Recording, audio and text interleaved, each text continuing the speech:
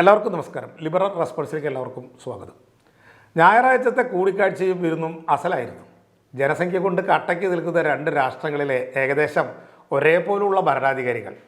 എങ്കിലും ഇരു രാജ്യങ്ങളുടെയും ചരിത്രം പോരിൻ്റേതാണ്. 1960 മുതൽ തുടങ്ങിയ ആ പോര് 2024 വരെയും ഉണ്ടായിരുന്നു. ഇന്ത്യക്ക് ഇപ്പോഴും കുറച്ച് കണക്കുകൾ ബാക്കി നിൽക്കുന്നു. ഒന്നാമതായി പറയുകയാണെങ്കിൽ ഇന്ത്യ ചൈന അതിർത്തിയിലെ ഗാൽവാൻ വാലിയിൽ 20 ഇന്ത്യൻ സൈനികരുടെ ജീവൻ 2020 നഷ്ടപ്പെട്ടിട്ടുണ്ട്. അതുപോലെ ഇന്ത്യയിലേക്ക് കുറച്ചുകൂടി കടന്നു കയറിയ ഈ ചൈനക്കാർ പുതിയ അതിർത്തി ഉണ്ടാക്കി വെച്ചിട്ടുണ്ട്. ഓപ്പറേഷൻ സിന്ദൂറിൻ്റെ സമയത്ത് പാകിസ്ഥാനുമായി ചൈന ഒരു ജുഗൽബന്ദിയും നടത്തിയിട്ടുണ്ട്. പോരാത്തതിന് പാക് അധീന കാശ്മീരിലൂടെ റോഡും പടഞ്ഞിട്ടുണ്ട്. അപ്പോൾ ചൈനയുടെ കണക്കവിടെ ബാക്കി തന്നെയാണ്. സ്വാതന്ത്ര്യത്തിലേക്ക് പ്രസവിച്ച് വീണ് ഒന്ന് എഴുന്നേറ്റ് നിൽക്കുന്നതിന് മുമ്പ് തന്നെ ഇന്ത്യയെ ചൈന ആക്രമിച്ചിരുന്നു. അന്ന് പല പ്രദേശങ്ങളും അവർ പിടിച്ചടക്കി. ആ കാര്യം പറഞ്ഞ് 70 കൊല്ലം മുമ്പ് മരിച്ചുപോയ നെഹ്റുവിനെ ദൈനംദിനം കുറ്റം പറഞ്ഞിരുന്ന ആളുകൾ ഇപ്പോൾ വിശാലഹൃദയനായ ആശാൻ്റെ റോളിലേക്ക് മാറിയിരിക്കുന്നു. എല്ലാ കുറ്റങ്ങളും ആശാൻ ക്ഷമിച്ചു എത്രേ. ചൈനയ്ക്ക് ക്ലീൻ ചിറ്റ് കൊടുത്തു.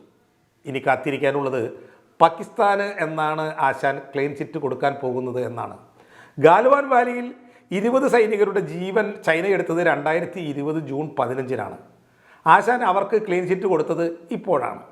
അപ്പോൾ 5 വർഷം എടുത്താലാണ് ഇവരുടെ ഓർമ്മ മായുന്നത് എന്ന് നമുക്ക് കണക്ക് കൂട്ടാം. ആ നിലയ്ക്ക് പഹൽഗാം വാലിയുടെ ഓർമ്മ പോകുന്നത് 2030 ആയിരിക്കണം.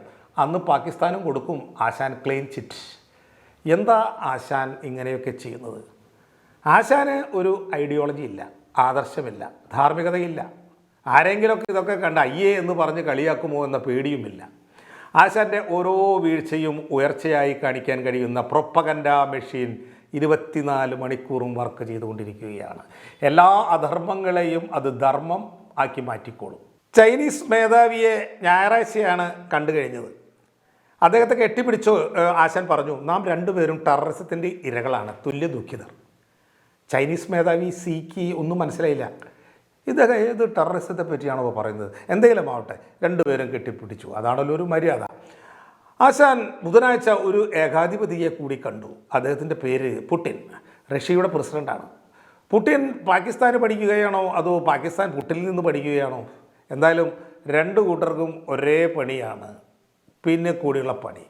പാകിസ്ഥാൻ കാശ്മീരിൽ കാണിക്കുന്ന അതേ പണിയാണ് പുടിൻ ഉക്രൈൻ സ്റ്റേറ്റുകളായ ലുഹാൻസ്കിലും ഡോനസ്കിലും കാണിച്ചു കൂട്ടുന്നത്.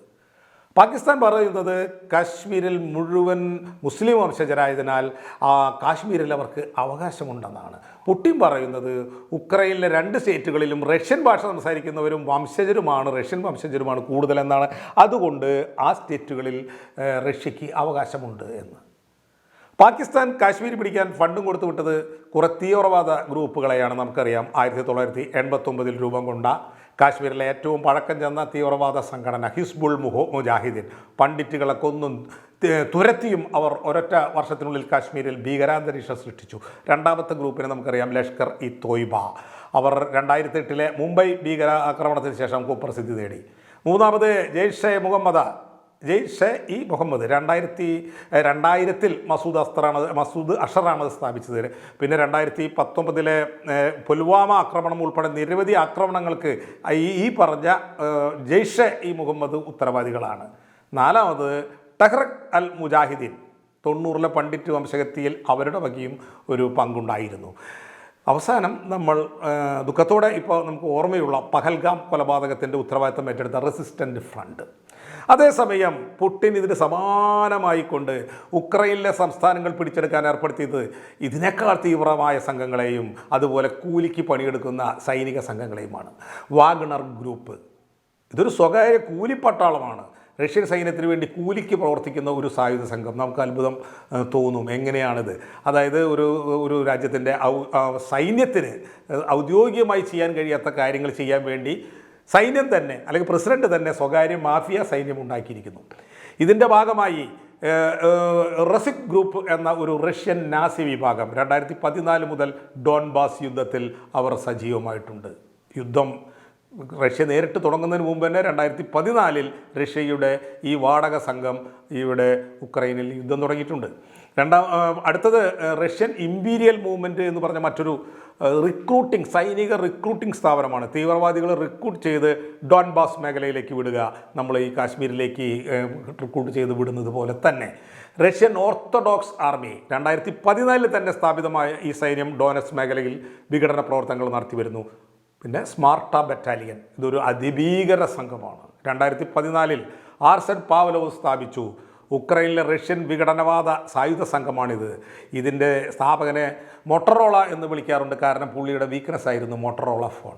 ഇനിയുമുണ്ട്, പക്ഷേ വിസ്താരഭയത്തിൽ നിർത്തുകയാണ്. പുടിൻ ചെയ്ത പണി തന്നെയാണ് പാകിസ്ഥാൻ നമ്മളോടും ചെയ്തത് എന്ന് മനസ്സിലാക്കാൻ കഴിയണം എന്ന് മാത്രമേ ഇത് പറഞ്ഞതുകൊണ്ട് ഉദ്ദേശിക്കുന്നുള്ളൂ. പുടിൻ ചെയ്തതും പാകിസ്ഥാൻ ചെയ്തതും തമ്മിൽ ഒരു വ്യത്യാസം ഉണ്ട്. അത് ആശയങ്ങളിലല്ല. കാരണം ഈ ഭീകരർ എന്ന് പറയുന്നത്, ഭീകരത അഴിച്ചുവിടുന്നവർ തമ്മിൽ ഒരു ഭിന്നതയുമില്ല. വ്യത്യാസം എന്ന് പറയുന്നത് റിസൾട്ടിലാണ്. കാശ്മീർ ഇന്നും ഇന്ത്യയോടൊപ്പമുണ്ട്, എന്നാൽ ലുഹാൻസും ഡോനസ്കും ഉക്രൈൻ്റെ ഒപ്പമില്ല. 95% റഷ്യയുടെ കയ്യിലായി കഴിഞ്ഞു. പുടിൻ അതിർത്തി കടന്നുള്ള ഭീകരവാദം ഇന്നും പ്രോത്സാഹിപ്പിച്ചുകൊണ്ടിരിക്കുന്നു. അപ്പോൾ ഇന്ത്യ ടെററിസത്തിൻ്റെ ടെറർ അനുഭവിക്കുന്നു. ഭീകരർ ഓരോ ജീവനെടുക്കുമ്പോഴും ഇന്ത്യ കരയുന്നു. എങ്കിലും ഇന്ത്യ ടെററിസത്തെ നേരിടുന്നതിൽ വിട്ടുവീഴ്ചയൊന്നും ചെയ്തിട്ടില്ല.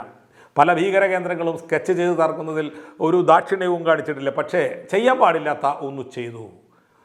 പാകിസ്ഥാൻ ചെയ്യുന്ന അതേ പണി ചെയ്യുന്ന പുടിനെ സാമ്പത്തികമായി ഗുണപ്പെടുത്തി നമ്മുടെ ആശാൻ ഒരു പണി ചെയ്തു.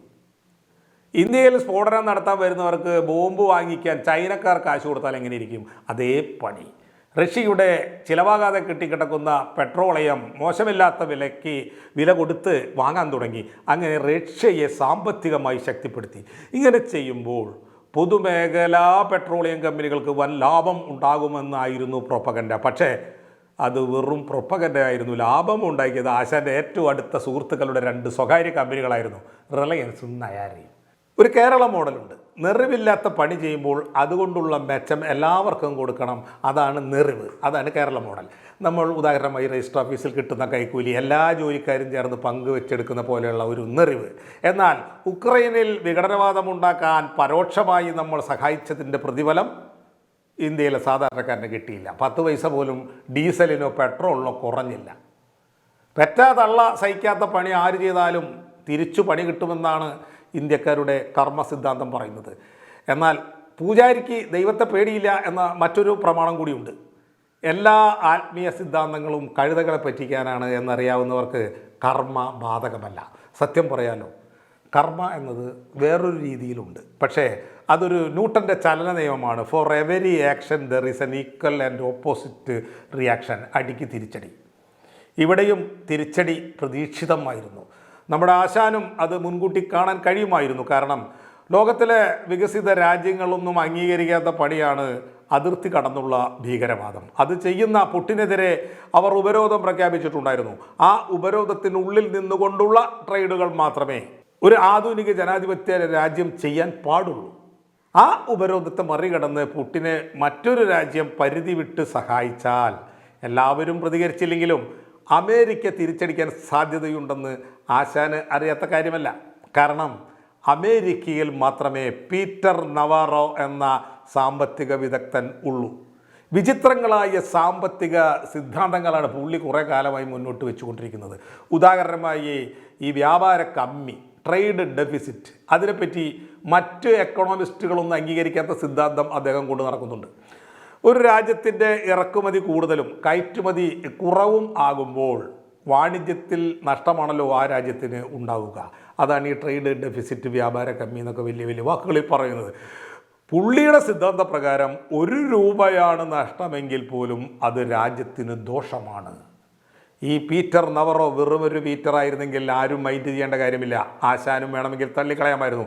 എന്നാൽ ഈ പുള്ളിയാണ് ട്രംപിൻ്റെ എക്കണോമിക് വാറുകളെ നിയന്ത്രിക്കുന്ന ആൾ. താരിഫ് യുദ്ധത്തിൻ്റെ ചുമതല ഇദ്ദേഹത്തിനാണ്.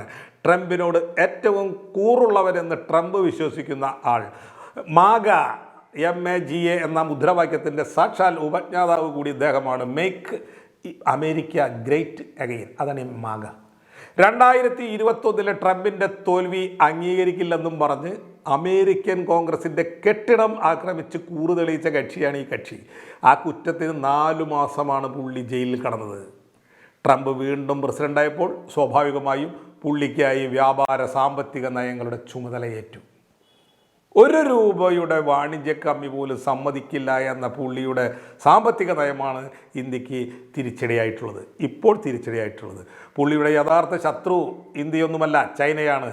അമേരിക്കയുടെ എല്ലാ പ്രശ്നങ്ങൾക്കും കാരണം ചൈന ലോക വ്യാപാര സംഘടനയിലേക്ക് വന്നതാണ് എന്നാണ് പുള്ളി പറയുന്നത്. പുള്ളിയുടെ സാമ്പത്തിക സിദ്ധാന്തങ്ങളെ പിന്തുണയ്ക്കാനായി മറ്റൊരു സാമ്പത്തിക ശാസ്ത്രജ്ഞൻ മാത്രമേ ഈ ലോകത്തിലുണ്ടായിരുന്നുള്ളൂ. അയാൾ ആരാണെന്ന് എല്ലാവരും അന്വേഷിച്ചപ്പോൾ മനസ്സിലായത് അത് പുള്ളി തന്നെ സൃഷ്ടിച്ചൊരു സാങ്കല്പിക കഥാപാത്രമാണ് എന്നാണ്. അത്രയ്ക്കും മിടുക്കനാണ് കക്ഷി. ഇന്ത്യയുമായി നടത്തുന്ന കച്ചവടത്തിൽ 2024 മാത്രം $46 ബില്യൺ കമ്മി അമേരിക്കയ്ക്കുണ്ടായിരുന്നു. ഇത് രൂപയിൽ പറഞ്ഞാൽ 3,82,000 കോടി രൂപയുടെ കുറവ്. കച്ചവടത്തിൽ 1 രൂപയുടെ കുറവ് വന്നാൽ പോലും രാജ്യത്തിന് ദോഷമാണ് എന്ന് പറഞ്ഞിരിക്കുന്ന പീറ്റർക്ക് ഇത് സഹിക്കുമോ? പുള്ളി കുറേ കാലമായി ഇന്ത്യയെ നോട്ടമിട്ടിരിക്കുകയായിരുന്നു. എന്തെങ്കിലും ഒരു കാരണം കിട്ടിയാൽ അയാൾ പ്രതികരിക്കുമെന്ന് നമ്മുടെ ആശാനും അറിയാവുന്നതാണ്. എന്നിട്ടും ആശാൻ റഷ്യയിൽ നിന്നും പെട്രോളിയം ഇറക്കുമതി ചെയ്യാൻ തീരുമാനമെടുത്തു. അന്ന് മുതൽ പീറ്റർ ഇന്ത്യക്കെതിരെ വായിക്കുന്ന കുറ്റപത്രം നമ്മളൊന്ന് ഓർഡറായിട്ട് നമുക്ക് നോക്കാം. റഷ്യയ്ക്ക് വ്യാജ ഇടപാടുകളിലൂടെ പണം ഉണ്ടാക്കി കൊടുക്കുന്നു, ഇന്ത്യക്കെതിരെയുള്ള ചാർജ്. അതിലൂടെ ഇന്ത്യയിൽ ചിലർ കൊള്ളലാഭം ഉണ്ടാക്കുന്നു. അവർക്ക് ഇവിടുത്തെ രാഷ്ട്രീയമൊക്കെ അറിയാം. 3, റഷ്യ ഉക്രൈൻ യുദ്ധം എന്നത് ആശാൻ്റെ വാറാകുന്നു. ആശാൻ്റെ പേര് തന്നെ എടുത്ത് പറയുന്നുണ്ട്. 4, ഇന്ത്യ ഈ പണി നിർത്തിയാൽ റഷ്യൻ ഉക്രൈൻ യുദ്ധം തീരും. ഇത്തരത്തിലുള്ള വളരെ ഗൗരവമായ കാര്യങ്ങൾ ഇന്ത്യക്കെതിരെ അമേരിക്കയിൽ സംഭവിച്ചു കൊണ്ടിരുന്നു. അതിൻ്റെ സ്വാഭാവികമായ പരിണാമമായിരുന്നു ഇപ്പോൾ നടപ്പായ 50% താരിഫ് വർധന. ഇനി നമുക്ക് ഈ കാർട്ടൂൺ ഇപ്പോൾ കൊടുത്തിട്ടുള്ള, ഞാൻ പ്രേക്ഷകർക്ക് മുമ്പിൽ വെച്ചിട്ടുള്ള ഈ കാർട്ടൂൺ ഒന്ന് നോക്കണേ. അതിലെന്താണ് പറയുന്നത്? നോബൽ പ്രൈസിന് വേണ്ടി സപ്പോർട്ട് ചെയ്യാത്തത് മൂലമാണ് ട്രംപ് താരിഫ് പ്രഖ്യാപിച്ചത് എന്നാണ്. ലോകത്ത് നടന്ന കാര്യങ്ങൾ എന്താണെന്ന് മനസ്സിലാക്കാതെ ഈ കേസിലെ യഥാർത്ഥ പ്രതികൾ നടത്തി വരുന്ന പ്രൊപ്പഗൻഡയ്ക്കുള്ളിൽ ഈ കാർട്ടൂണിസ്റ്റ് പോലും വീണുപോകുന്നു എന്നതാണ് സത്യം. 2023 പെട്രോളിയം വാങ്ങുന്നത്, റഷ്യയുടെ പെട്രോളിയം വാങ്ങുന്ന സന്ദർഭം മുതൽ അമേരിക്കയിൽ പല സംഭവങ്ങളും നടന്നുകൊണ്ടിരുന്നു ഇന്ത്യക്കെതിരെ എന്നുള്ളതാണ് സത്യം. ഈ നോബൽ പ്രൈസൊക്കെ ഇപ്പോഴല്ലേ വരുന്നത്. ഇതിൽ ഇങ്ങനെ പ്രൊപ്പഗൻഡയ്ക്ക് ഉള്ളിൽ നമ്മുടെ മാധ്യമപ്രവർത്തകർ പെട്ടുപോകുന്നതിൽ നമ്മൾ അത്ഭുതപ്പെടാനൊന്നുമില്ല. കേരളത്തിലെ പത്രക്കാരുടെ രാഷ്ട്രീയ ബോധം എന്നത് തികച്ചും കേരളീയമാണ്, കേരളത്തിന് വേണ്ടിയുള്ളതാണ്, കേരളത്തിലെ ആളുകൾക്ക് രസിക്കാനുള്ളതാണ്. ഉദാഹരണമായി പറഞ്ഞാൽ അത് റിപ്പോർട്ടർ ചാനലിലെ ഒരു ജേർണലിസ്റ്റ് ഏഷ്യാനെറ്റ് ചാനൽ കണ്ടാണ് ലോകവിവരം ഉണ്ടാക്കുന്നത്. ഏഷ്യാനെറ്റിലെ ഒരു ജേർണലിസ്റ്റ് റിപ്പോർട്ടർ ചാനൽ കണ്ടാണ് ലോകവിവരം ഉണ്ടാക്കുന്നത്. മനോരമ പത്രക്കാരൻ മാതൃഭൂമി വായിച്ചും മാതൃഭൂമിക്കാരൻ മനോരമ വായിച്ചും വിവരങ്ങൾ അറിയുന്നു. മറുനാടൻ മലയാളിക്കാരൻ ABC മലയാളം കണ്ടും ABC മലയാളംകാരൻ മറുനാടനെ കണ്ടും ലോകത്തെ അറിയുന്നു. അവരുടെ ലോകം 38,863 ചതുരശ്ര അടിസ്ഥലത്ത് കിടന്ന് കറങ്ങുകയാണ്.